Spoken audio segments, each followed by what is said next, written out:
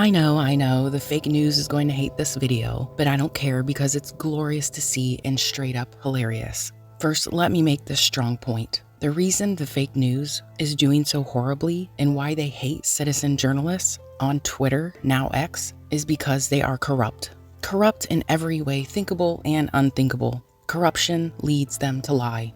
They turn into pathological liars. Psychopaths, if you will. All they do is lie. Nobody likes a liar. In fact, we hate liars. And by the way, treason and crimes against humanity doesn't pay well in the end. The money you receive for your corruption will not help keep you out of jail. Let's remember when Trump said we are going to put a lot of bad dudes in GITMO, Guantanamo Bay. This morning I watched President Obama talking about GITMO, right? Guantanamo Bay, which by the way, we are keeping open. And we're going to load it up with some bad dudes, believe me, we're going to load it up. And here's Catherine Herridge with CBS News. She reported in 2021, they've been building the new courts for upcoming military trials, expanded classified workplace, and a new hospital.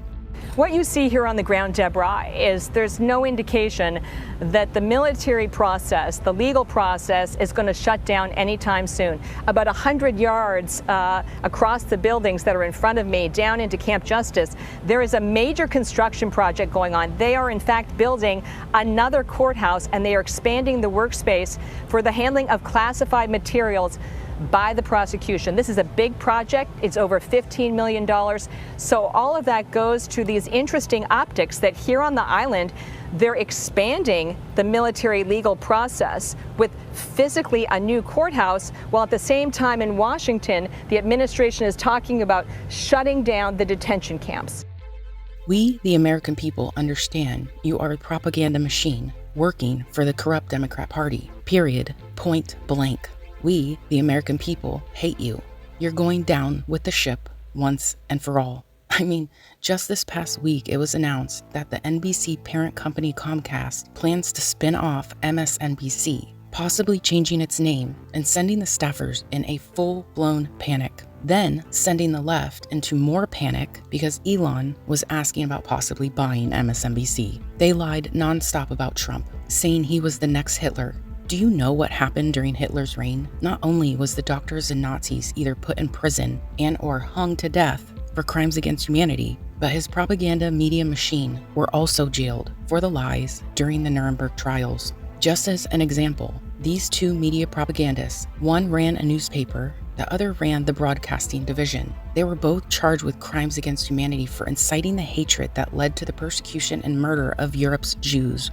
One was sentenced to death and he was hanged, and the other was sentenced to 9 years and then killed himself. The man who killed himself is quoted during an interview with an American psychiatrist saying, quote, "Crime does not begin when you murder people. The moment propaganda turns against another nation or against any human being, evil starts," end quote. It's almost like we are repeating history. If you don't know your history, how do you know what to look for? How do you understand and see patterns when it's staring you dead in the face?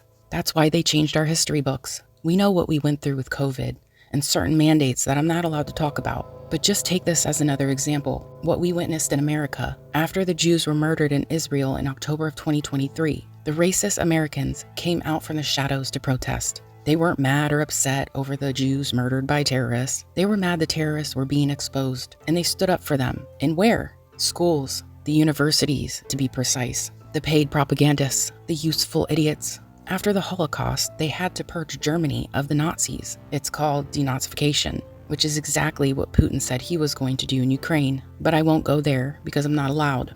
In Germany, after the Holocaust, they demanded that libraries, bookshops, schools, and universities turn over all Nazi propaganda materials. Hello? History's repeating itself. That's exactly what we've been living through. They also tried to hide the fact that a lot of these Nazis escaped and fled to America after the Holocaust. And that's what we're dealing with today. Sad, but true. In fact, Wikipedia actually speaks the truth for once and admits this. Operation Paperclip was a secret United States intelligence program in which more than 1,600 German scientists, engineers, and technicians were taken from the former Nazi Germany to the US for government employment after the end of World War II in Europe. between 1945 and 1959, conducted by the Joint Intelligence Objectives Agency. It was largely carried out by special agents of the U.S. Army's Counterintelligence Corps. Many of these Germans were former members, and some were former leaders of the Nazi Party. Look at all of these frickin' names. It's unbelievable, right?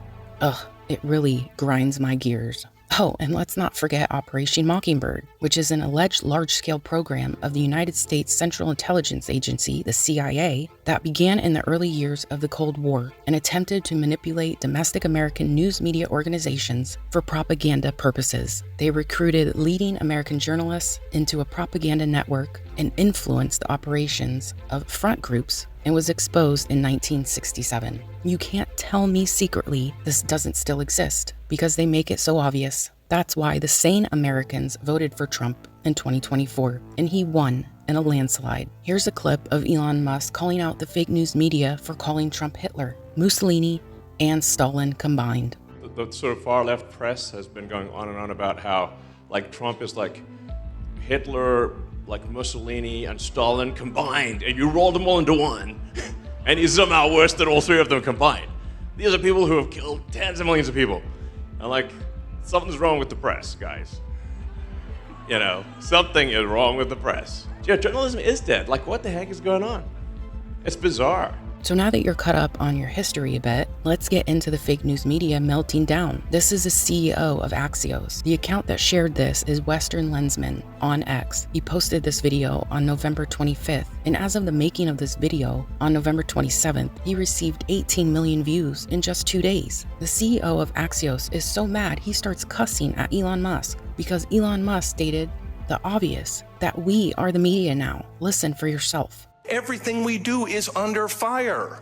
Elon Musk sits on Twitter every day, or X today, saying like, we are the media, you are the media. My message to Elon Musk is, bullshit, you're not the media. You having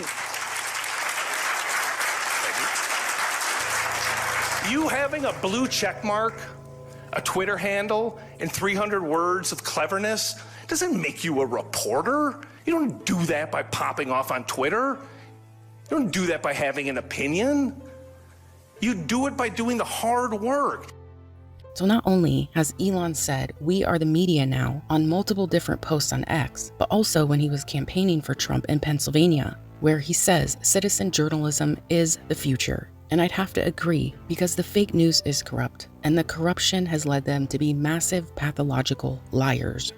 But citizen journalism is the future, you know? And that's where you get to hear from actual experts in the field, people who are experts in any given industry.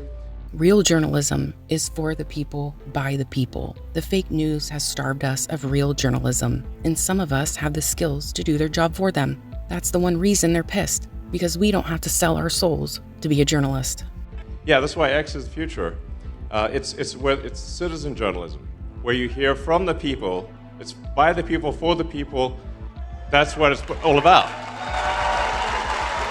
So let's take a look at the fake news media stats on their ratings, shall we? And compare them to some of the biggest citizen journalists on X, just because it's funny.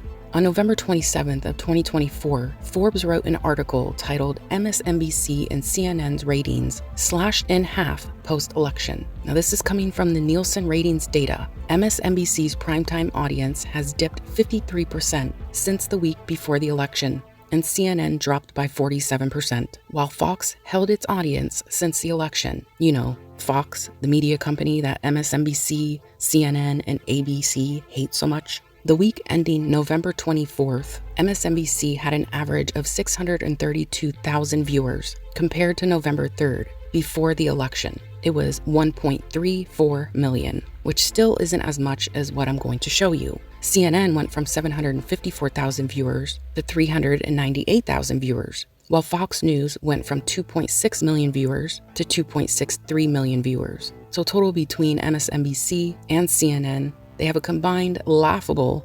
1,030,000 viewers. That's called karma, my friends. Now moving along with some of the biggest citizen journalists on X, Charlie Kirk has 4.2 million followers, Libs of TikTok has 3.8 million, Alex Jones has 3.3 million, End Wokeness has 3.3 million, Benny Johnson has 3.1 million. Jack Posobiec has 2.9 million. The funniest account is Clown World, and they have 2.8 million.